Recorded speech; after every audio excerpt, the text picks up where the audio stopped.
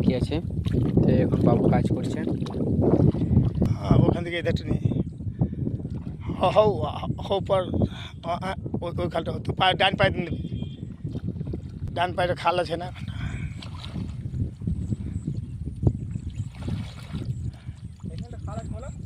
হ্যাঁ বাস বাস থাক। এই জলটা কী করে মারবে?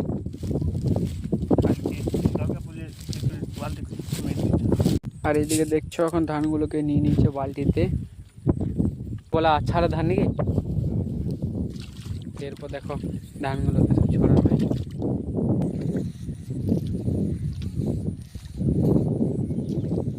আমার পা হাত পায়ের অবস্থা কি।